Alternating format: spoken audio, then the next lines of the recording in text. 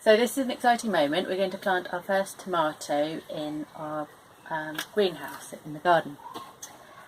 This is yellow submarine tomato, which is a lovely plum-shaped, bright yellow tomato with big potato-shaped leaves.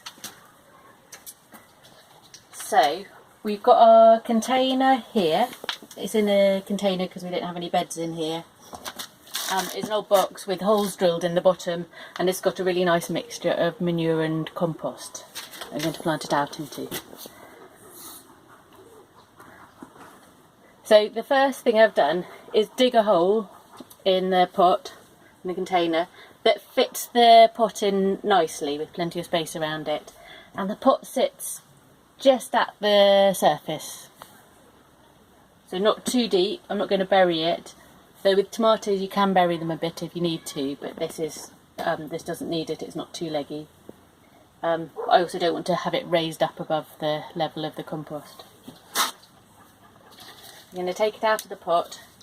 The roots are nicely established, not too pot bound, and I'm going to put it in the hole. And to bury it, what I want to do is make sure that the compost from the pot is completely covered. The reason for that is that until the roots have reached out into this lovely compost in the bigger container into the ground, all of their moisture will be contained in the compost in the pot.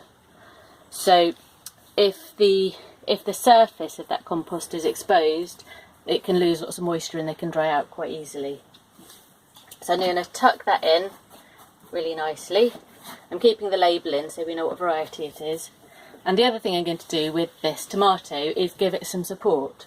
At the moment it's holding itself up really well, it's only quite small. As it grows up, it will grow up and up and up. Without support it would flop over. In the wild, tomatoes will do that, and they'll put out roots as they go along and they camber all over the place.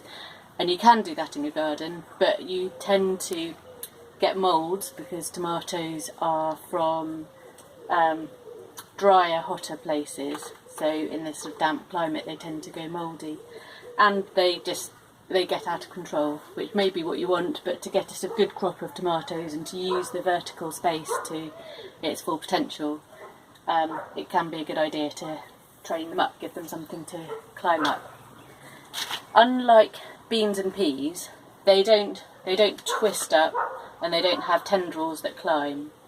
So how they're often supported is using string or wire. What I've got is the string attached to the top here, screw at the top, and I'm going to bring it down and just loop it around the stem of the tomato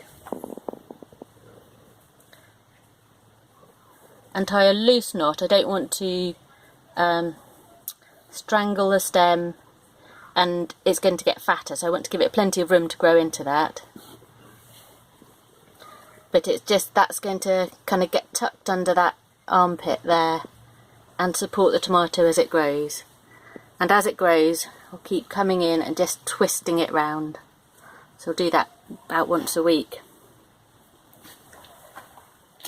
And I've put a knot in the top here so I can tighten and loosen that string. It's a slip knot.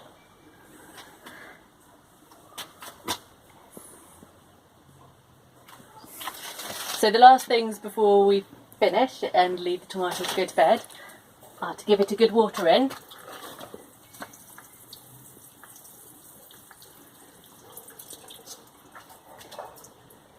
And I'm also going to mulch around the base with these comfrey leaves. The comfrey leaves will rot down and give it some good potassium feed as it grows, and they're also going to help keep the moisture into the compost. Because this is in a container, there's more chance that the compost will dry out, so these comfrey leaves will help to keep the moisture in. I'll get some more and spread them about later. Okay, good luck tomato, look forward to seeing you grow.